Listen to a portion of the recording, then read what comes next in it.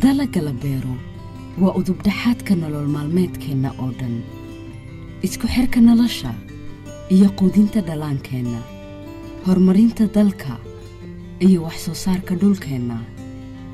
dalka horumarkiisa waxa uu mar walba ku tiirsan yahay soo saarka beeraha iyo dadaalka lagu maalgeliyo cilmiga beeraha.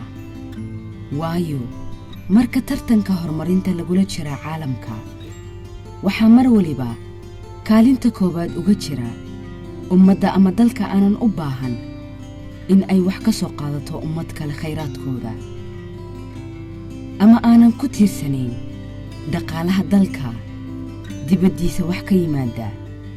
kulliyadda culumta beeraha waxaa la aasaasay sannadkii 2008, waana kulliyaddii koowaad ee laga hirgeliyey dalka kadib dagaaladii, kuwaasoo u geystay burbur aad u weyn, dhammaan saameeyeyna kulliyadaha waxbarashada oo dhan.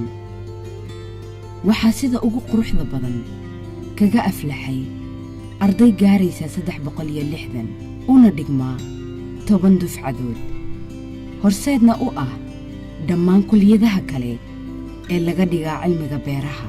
kulliyaddu waxay soo saartay aqoon-yahano badan, kuwaasoo khibraddooda iyo cilmiga ay soo saartay jaamacaddu soona bulaalisay ku biiriyey dal iyo dibad, gaar ahaan gobollada Soomaaliya kuwooda wax soo saarka xoogga leh. waxay ka wada shaqeeyaan waaxo kala duwan, iyagoo kala ah agaasimo waaxeed iyo agaasimayaal guud, xildhibaanno iyo wasiirro, shaqaalahay adeeg dalka iyo dibaddiisaba. kulliyadda waxaa la dhigtaa 4 sano oona u dhigantaa 8 simister. kulliyaddu waxay ka kooban tahay Department of Crop Protection, Department of Soil Science and Environmental Management, Department of Economic and Agribusiness.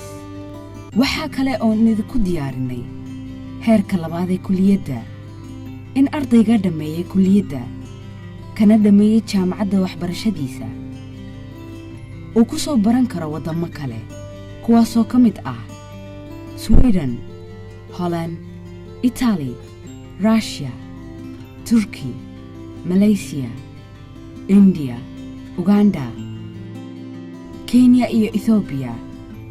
halka heerka 3 ee ah PhD ay diyaariyaan Canada iyo Turkiya.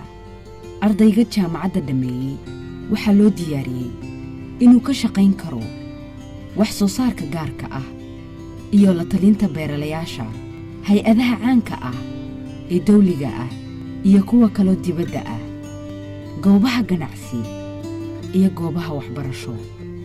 sharuudaha ardayga laga doonayaa waxa weeyaan shahaado dugsi sare oo la aqoonsan yahay, inuu haysto waraaqda asluub wanaagga, inuu la yimaado 6 sawir iyo fayl lagu rido, inuu ku baasay imtixaanka aqbalka ee jaamacadda. nagu soo biir oo nagu soo booqa xarumaheena kala ah xarunta Dr. Cadow iyo xarunta Dr. Shaahid. jaamacadda Banaadir, Cultivating Human Talents.